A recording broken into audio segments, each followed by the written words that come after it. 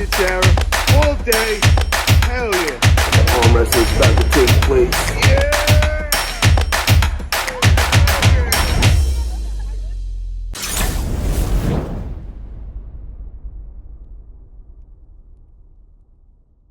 We got April 23rd. We got the Louisiana State Championships. We got John Breda and Matthew Chop and Italia ArmWrestling Promotions just jumped on this great event as well. And we set a bunch of great super matches. And I just want to kind of get your take and predictions on these. So the first match we got up is John Breda is going to be pulling Jordan SILL left hand. It's going to be the best of 6th, 7th round if needed. What do you expect out of this?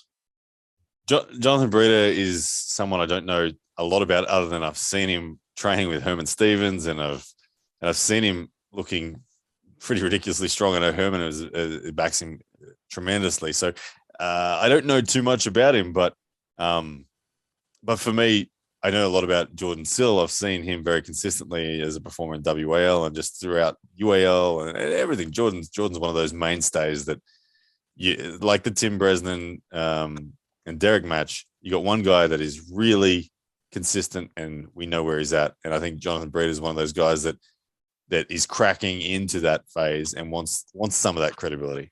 So I see it that way. I see it as a hungry dog chasing an established lion sort of thing.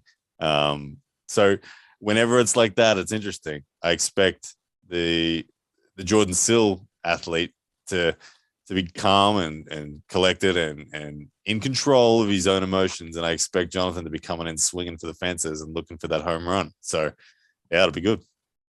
Yeah, I got to say, I had Devin on a couple of nights back, and I brought up John Breda, and we were just at the Olympia, all of us together, and we had an after party over at the house, and that was one of the matches. Breda got the pull with Devin left, and Devin was just taken back so much of how strong his left was. So, Devin actually was saying that he's giving it to John as the favorite in that match. So definitely going to be a very interesting match. We have another set match, and this is going to be left hand. And we also have Corey West in this one, and he's going to be pulling Karl Stanley, also known as Superman from Florida. Do you have any knowledge of Karl's pulling and all? I didn't get to meet Karl. Karl wasn't there the day that I pulled Chance. I know that after I beat Chance, Karl Stanley was messaging me saying, hey, don't forget about me. I don't think you can beat everyone in Florida just because you beat Chance.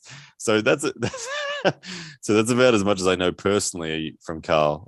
But I don't know where his level's at on left. I can't say that I'm familiar with his victories in the past or anything like that, but the fact that he's at the level where it's him and Chance always fighting it out for the top rank on the right, and I'm assuming Karl's the top ranked on left because Chance isn't too much of a left focused athlete.